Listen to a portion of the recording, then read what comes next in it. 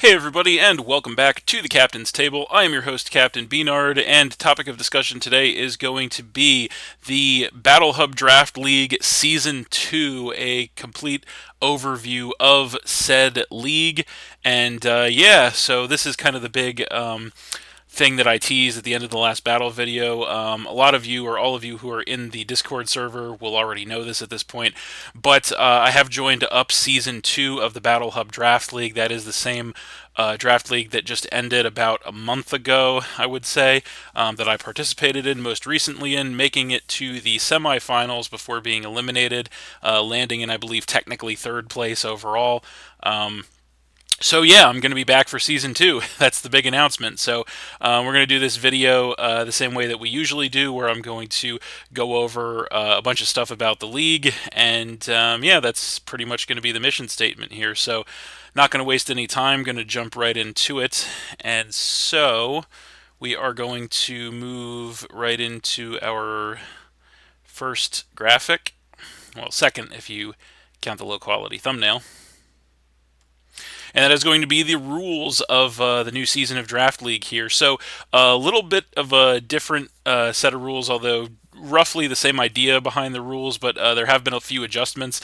I will say many of these adjustments were actually suggestions of mine, so I am extremely happy that the people running this league took my suggestions to heart and ended up implementing many of them, so that's a big plus. We'll go over the rules right now. This season, I should say, of the Battle Hub Draft League is going to consist of 8 rounds of the regular season. So 1 week shorter than it was previously. This is one change that I kind of thought it would have been better to stay with 9 weeks because with 8 weeks it seems a little bit short, and it seems like there's going to be a lot of tiebreakers as far as getting into playoffs. But you know what? It is what it is. We're obviously just going to roll with it. No wild card round this season either, which is definitely, I think, a really good thing because there was quite the mess surrounding the wild card round last season. It was a little bit of a debacle, so we're just doing away with that altogether, which I think is a good idea. And so as far as the draft itself goes, we're going to have 100 points rather than 110 last season. So the point values are the total point pool we have to work with to draft our teams is a little bit lower than it was last time, which I think was another one of my suggestions. I think it's a great idea because last season I think teams just ended up being too overpowered, and pretty much no lower point tier Mons were drafted just because of the way the structure was. So I think this is much better. We have the same goal of drafting between a 9 and 11 Pokemon. This time we added an 18 point tier at the top, so point tiers are going to range from 1 to 18. And we are only going to have 18 points to choose Terra Captains this season, up to 3, same as last time. And only Pokemon that are 10 points or less in value can be Terra Captains. So this is a big adjustment as well. Whereby last season I think it was like Pokemon up to 14 could be Terra Captains, so a lot of Pokemon are getting excluded from being Terra Captain this season that were able to be last season, which is going to drastically change the way teams are put together.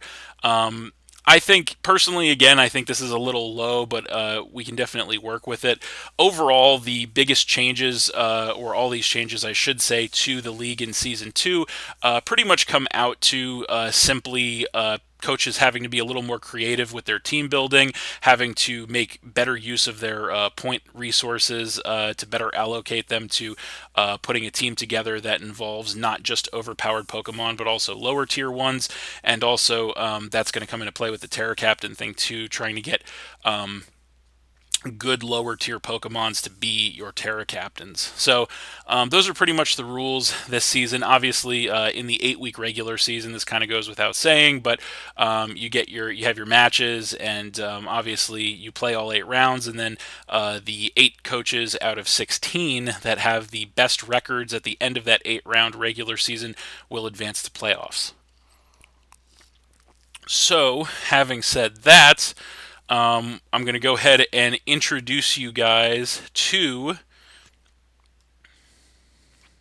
the BHDL2 Philadelphia Pidgeys. So, obviously, the Pidgeys are back for our 7th draft league total here. in the BHDL2, and this is the team that I put together. So we actually drafted in position 15 out of 16, I believe, which was actually pretty advantageous because it's my belief that the closer you are to either the top or the bottom of the draft, due to the fact that the draft order snakes, which means that in the first round you go 1 to 15, and then in the second round you go, I'm sorry, 1 to 16, and then in the second round you go 16 to 1. Third round it's back to 1 to 16, and so forth. So while we ended up with the 15th pick in the first, in every odd numbered round, in every even numbered round we actually get the number 2 pick. So that makes it a lot easier to pair Pokemon together, and I just think it's a much better position to be in than toward the middle of the draft like we were last time. So but yeah, this is the team that I was able to put together. I am pretty happy with this team, and we're going to go over it. So our number 1 draft pick here, all the way top left corner, is going to be, as you can see, Palafin. So Palafin is a Pokemon, obviously new to Generation 9. I've never drafted it before. Obviously, pure water type. It is obviously illegal in Standard Smogon, although there are a number of Pokemon that are technically illegal in Standard Smogon that we are able to draft here if you pay the right price for it. And so Palafin is in the highest point tier, obviously, costing 18 points. But it is a great Pokemon. It does have its drawbacks. Obviously, you have to put it in the battle and then switch it out to get the 0 to hero to transform it into hero form, which is where it has all those great stats. But it is a great Pokemon. Hits very hard on the physical side, obviously. Pretty bulky, too. Also pretty fast. So it has virtually has box art legendary stats after it switches out and comes back in. So yeah, this thing is an absolute powerhouse. It does have its drawbacks, like I said. Move pool is good. I wouldn't say great, but it is good. And so I really wanted to draft. Usually, the way I start off all my drafts is I want to draft a really high point value, really top tier threat to kind of open the draft or open the team with. And Palafin was still available. 14 picks went by, no one selected it. So I thought it was going to be my time to select it, and select it I did. So I do like Palafin a lot as well. So yeah, I'm really excited to get Palafin and use it. And I think it pairs very well with my second pickup here, which is, I don't even have to say it, you guys all know it at this point. It is going to be Goodra, returning to the Philadelphia Pidgeys for the 7th time, once again in the number 2 draft spot, 7 times in a row. We're never going to break that. As far as I'm concerned. But yeah, Goodra, obviously a premier special wall, pure dragon type. We don't even really need to talk about Goodra, honestly, because it is the co-captain of the Philadelphia Pidgeys along with me, and it has been along, like I said, on every rendition of the Philadelphia Pidgeys. So definitely a solid Pokemon, and glad to have it on board. It actually cost a little bit more this season, unfortunately, due to the fact that it got some more useful moves with the Teal Mask DLC that it didn't have previously. I think it costs 11 this time around, which is a little steep, also making it not able to Terra this time around, but still more than worth picking it up. So speaking of familiar faces, that's going to feed into our third pick here of the draft, and that is going to be Orthworm, returning to the Philadelphia Pidgeys for the 2nd time. Obviously, we had Orthworm in the BHDL1 last season of this draft league, and Orthworm was really a cornerstone of the team as a pure steel type, obviously new to Generation 9 as well, and just a premier physical wall, has the best weakness to resistances and immunities ratio of any Pokemon in the game, I believe, or any monotype at least. With that pure steel typing plus the unique ability that gives it the immunity to ground rather than the weakness. So yeah, Orthworm, obviously I wanted to bring it back for a reason, although I will say that I did have my eye on a couple other steel types, but as it just so happens they were drafted away.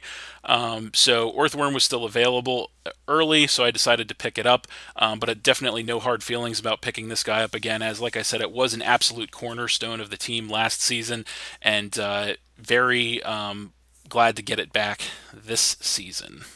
So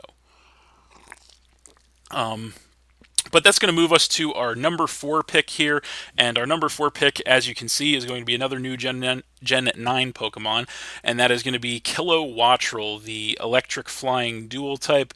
Now, once again, this was another situation where I had my eye on a couple other Pokemon at this point in the draft. I felt like I wanted to add some speed, and I wanted a speedy electric type. But unfortunately, there were a few other Mons that I was looking at that got taken before it was my turn.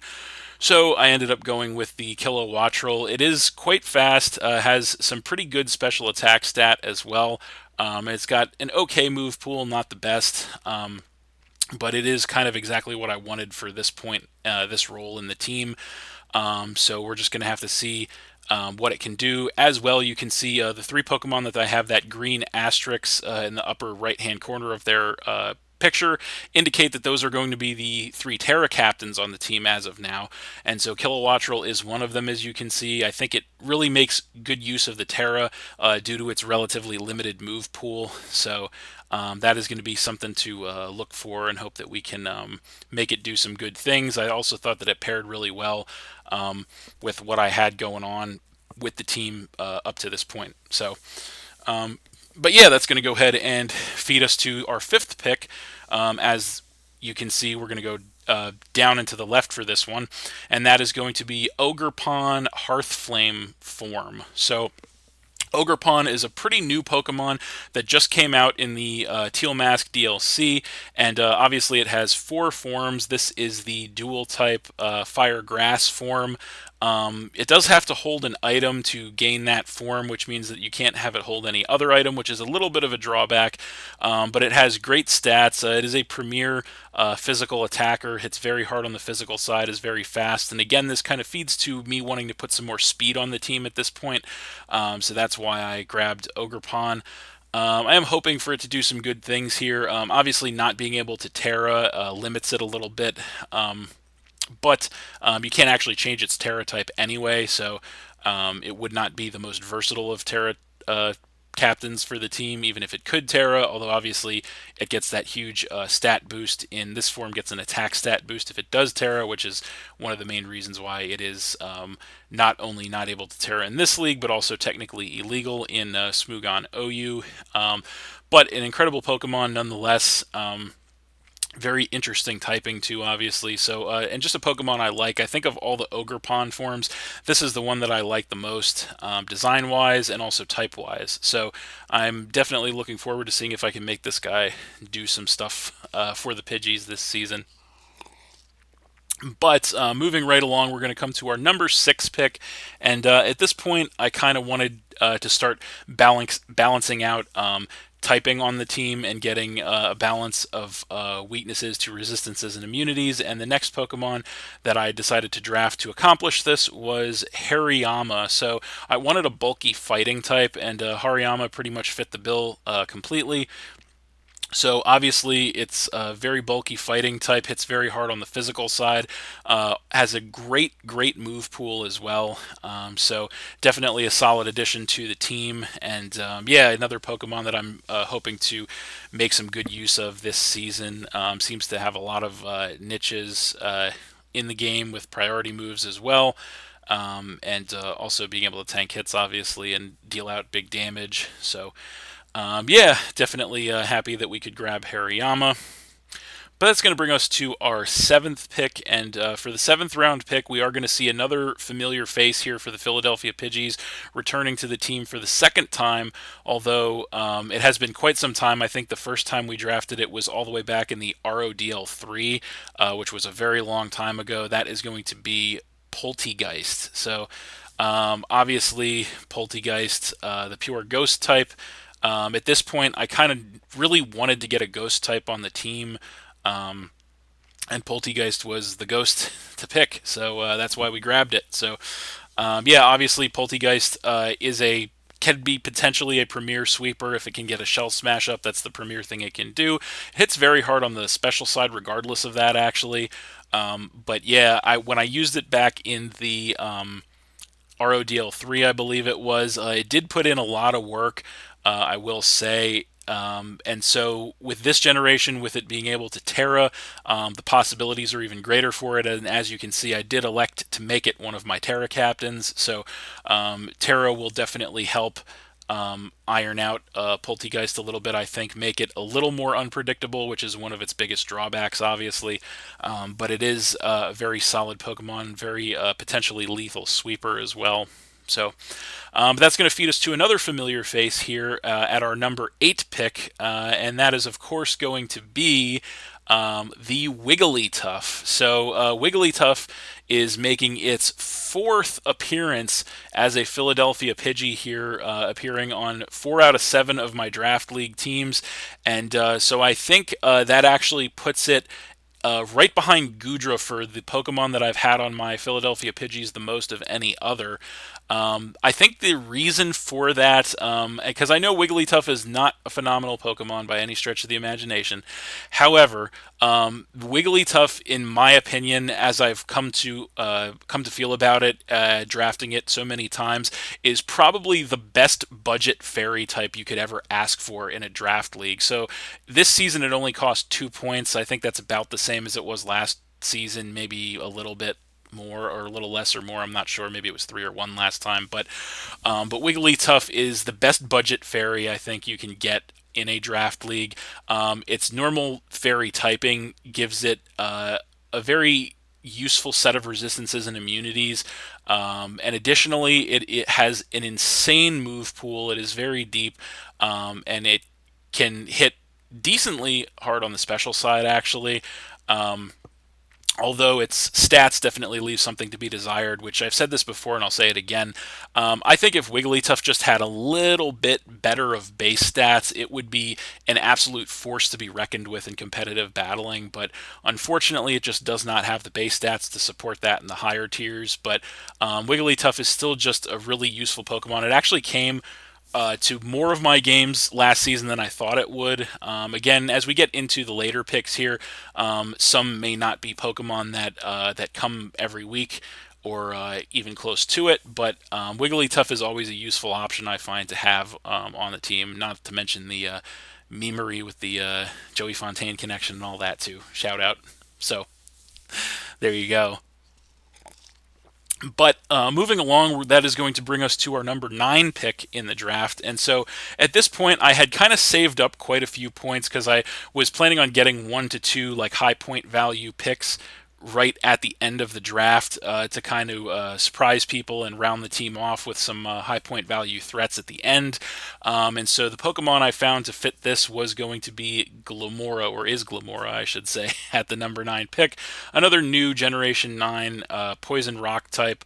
The reason that I grabbed Glamora, as far as utility goes, it is capable of setting obviously many different types of hazards, as well as removing hazards, which is something that I noticed that my team was lacking, as unfortunately most of my teams, both fun teams and draft league teams, lack hazard removal typically. So Glamora was, I think, definitely the best hazard remover left on the board at this point. So I decided to, that kind of put it over the top for me, and decided to grab that. So definitely interested to see what I can make this thing do for us. Obviously, though it is known for setting up hazards, it hits pretty hard on the special side and is actually relatively bulky too. So although the typing is not the greatest, it has its advantages. So yeah, Glamora definitely going to be one to watch here to see what we can do with it. But anyway, that is going to feed us over to the 10th pick in the draft. And at this point, I just wanted to kind of use up the points that I had and grab basically the best Pokemon that I possibly could, as well grab some typings that kind of rounded the team off nicely. And so for our 10th round pick, we went ahead and grabbed Farigiraf, another new Generation 9 Pokemon here, dual type. Normal Psychic, which is kind of useful as well, giving some another useful ghost immunity and psychic resistance that I kind of wanted for the team. And so, Farigiraf is actually a pretty good value pickup in my opinion. It is pretty bulky actually, and hits relatively hard too on the special side, with its decent typing too. That helps with the bulk. So again, getting down toward the end of the draft, probably not Pokemon you're going to see every week or even every other week on the team, but just some nice options to kind of round the team off. And speaking of that, that will bring us all the way to our last pick, our 11th round pick, and that is going to be, of course, as you can see, Mudsdale. So Mudsdale is another personal favorite of mine, actually, and I really like it. It is pretty versatile, actually, has pretty good stats too. So pretty useful resistances and immunities, being a ground type, and like I said, just a useful option to have in the back. Again, probably not a Pokemon that you'll see every week, but a Pokemon nonetheless that could very well come when you least expect it, and obviously a solid defensive mon as well. So, yeah, there is the team. As you can see, I actually neglected to mention that Wigglytuff is also a Terra Captain when I went over that, just due to the fact that the Wigglytuff is what I like to call a why not Terra Captain, because I definitely wanted the Kilowattrel and the Poltegeist to be Terra Captains, and I just so happen to have 2 points left over to allocate to Terra Captain status, and Wigglytuff, as it happens, is worth 2 points. So I went ahead and just threw it on there because why not? So, but yeah, that's the team. I'm pretty happy with this team that I put together here. I really had two goals in putting this team together. So the first goal I had was to make every Pokemon on this team a viable bring every week, which is something I have done in the past before, specifically in a couple of other seasons. Because last season in the BHDL1, I kind of didn't do that, and I didn't so much like it because I really did want to have more variety and more options as far as what I bring on a weekly basis. So that was a big goal of mine, and I feel like I accomplished it with this team. But the second goal is to have a very, very good balance of types and weaknesses to resistances. And I feel like this team has a very good weakness to resistances and immunities balance. So those were my two big goals, and I guess I think I achieved both of them. I guess the third one, if I had to, now that I'm thinking about it, well, it's kind of, actually I shouldn't say that because it's kind of the same as the first one, was just have a deep roster. So two goals. Yes, I'm going to stick with the two goals, and I think I accomplished them here with this draft. So I am pretty happy with this draft. I'm excited to see what I can do with it, what I can make it do, and yeah, we're going to find out. So speaking of that, that's going to bring us to our schedule for this season. So this is something new that I want to go over briefly here, and that is our BHDL2 season schedule. So here you can see all 8 opponents that we are going to be playing in the regular season here. We're going to have to do good against these players in order to secure a playoff spot, which, as you guys know, is pretty much our goal every season, is to, at bare minimum, secure a playoff spot. So as you can see, most of these people are familiar faces that we've played at least once, if not more times, here so far in Generation 9 on Scarlet and Violet. So obviously Arcaniner we've played once before, the notorious HIM, we've played him twice, I think. Emerald Miner we've played twice. DeBest Not Really we've played once. Icy Dude we've played 3 times, I believe. Pokemaster 88 we've played twice. Brandon P is actually the only coach that we play in the regular season that I don't believe we've ever faced. And then, of course, Beardoo, also known as Viridoo, also known as Beardoo from the Discord server. Go ahead and join the Discord server. It's the best place to go for Pokemon Scholar and Violet Wi-Fi battles right now, in my humble opinion. There's a link in the description down below, and all that good stuff. Had to do it. I don't know why, but when it comes to Beardoo, the actual head of the BHDL Draft League, when it comes to him, we always have to do the full Jack quote. But anyway, so yeah, he is an individual we've played, I believe, now 4 times, if I'm not mistaken, here on Scarlet and Violet. So, but yeah, as you can see, everyone except one coach on this in our 8-week regular season is a coach that we've played at least once before. So that's going to make things pretty interesting, I think.